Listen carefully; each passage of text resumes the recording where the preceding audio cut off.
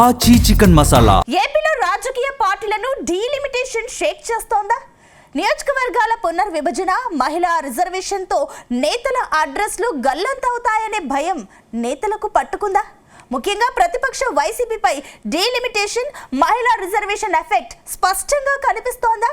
మరి ఏపీలో కొత్తగా ఎన్ని నియోజకవర్గాలు ఏర్పాటు కాబోతున్నాయి? వీటిలో ఏ నియోజకవర్గాలు మహిళలకు రిజర్వ్ కాబోతున్నాయి?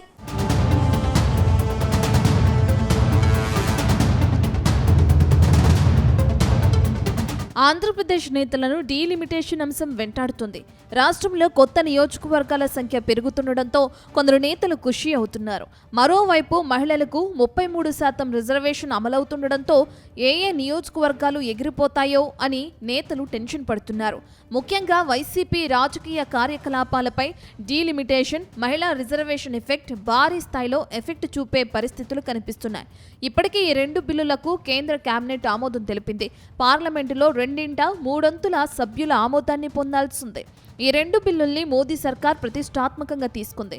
ఒకవైపు 4-5 రాష్ట్రాల అసెంబ్లీ ఎన్నికలు జరుగుతున్నాయని, అవి ముగిసిన తర్వాత పార్లమెంటు సమావేశాలు పెట్టాలనే కాంగ్రెస్ విన్నపాన్ని మోదీ సర్కార్ పరిగణలోకి తీసుకోలేదు. ప్రస్తుతం దేశవ్యాప్తంగా లోక్సభ స్థానాలు 543 నుంచి 816కు పెరుగుతాయని అంచనా వేస్తున్నారు. వీటిలో 273 స్థానాలు మహిళలకు దక్కే అవకాశాలున్నాయి. అయితే 2029 ఎన్నికలను కొత్త నియోజకవర్గాల ఏర్పాటు తర్వాతే నిర్వహించే యోచనలో కేంద్రం ఉంది. దీంతో కొత్త నియోజకవర్గాల అవతరణ, అలాగే మహిళలకు రిజర్వేషన్లు తదితర అంశాలపై స్పష్టత వచ్చే వరకు ఆచితూచి చూసే ధోరణిలో వైసీపీ నాయకులున్నారని తెలుస్తుంది. ప్రస్తుతం ప్రతిపక్షంలో ఉండటంతో ఖర్చుల విషయంలో జాగ్రత్తలు తప్పవంటున్నారు. ఆంధ్రప్రదేశ్లో అసెంబ్లీ నియోజకవర్గాలు 175 నుంచి 263 వరకు పెరగనున్నాయి. అలాగే పార్లమెంటు స్థానాలు కూడా 38కి పెరగనున్నాయి. ఒకవైపు మహిళా రిజర్వేషన్లు, మరోవైపు నియోజకవర్గాల పెంపుపై స్పష్టత రావాల్సిందే. కొత్త నియోజకవర్గాలు, అలాగే మహిళలకు రిజర్వ్ అయ్యే వాటిపై రకరకాల ప్రచారాలు సాగుతున్నాయి.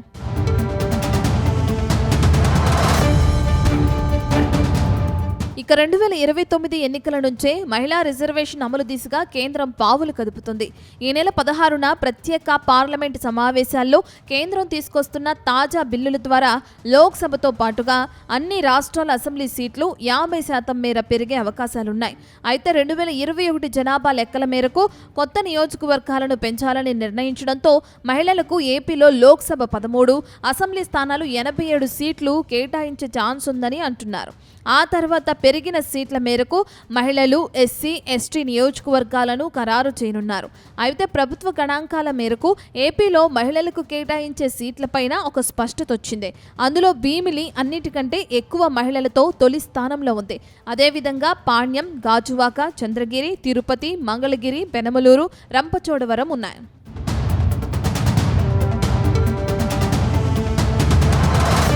మరోవైపు విశాఖ జిల్లాలోని Pendurthi, Gurazala, Visakhapatnam north, Kovur, Kurnool, Vijayawada east, Vijayawada central, Guntur west, Gannavaram, Mylavaram, Nellore rural, Tenali, Nandyal, Anantapur urban, Ichchapuram, Kadapa, Srikakulam, Chintalapudi, Rajamahendravaram city, Prathipadu, Rajamahendravaram rural, Guntakal, Kakinada city, Palamaner, Visakhapatnam east, Macherla, Vinukonda, Kakinada rural, Bhimavaram, Rayadurg, Madanapalle, Polavaram, Kavali, Jammalamadugu, Kothapeta, Payakaraopeta, Srikalahasti, Proddatur, Adoni, Vizianagaram, Rayachoti, Kadiri, Raptadu, Alur, Guntur east, Vijayawada west, Gudur, Ongole, Banaganapalle, Tadipatri నియోజకవర్గాలు జనాభా లెక్కల మేరకు మహిళలకు కేటాయించడం ఖాయంగా కనిపిస్తుంది.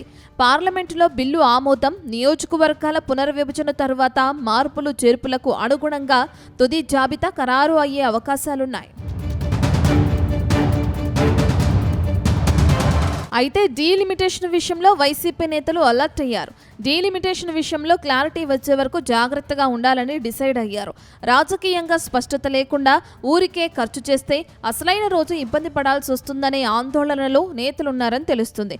ఈ నేపథ్యంలో ఏదైనా పార్టీ పిలిపిస్తేనే అందరితో కలిసి కార్యక్రమాల నిర్వహణ వరకు నాయకులు పనిచేస్తున్నారట. కానీ సొంతంగా నిర్వహించే వాటి విషయంలో మాత్రం జేబులో డబ్బు ఖర్చు పెట్టకుండా ఉండేందుకే ప్రాధాన్యం ఇస్తున్నారట. అటు కూటమి నేతల పరిస్థితి అలా లేదని అంటున్నారు. ఎందుకంటే వాళ్ళంతా అధికారంలో ఉన్నారు. ప్రస్తుతం ఉన్న నియోజకవర్గాల్లో ఆదాయ వనరులపై పూర్తి స్థాయిలో దృష్టి సారించారు. ఎప్పుడో జరగబోయే నియోజకవర్గాల పెంపు, మహిళల కోటా గురించి ఇప్పుడే ఎందుకు ఆందోళన చెందాలనే ఆలోచనలో అధికార పార్టీల నేతలున్నారని తెలుస్తుంది.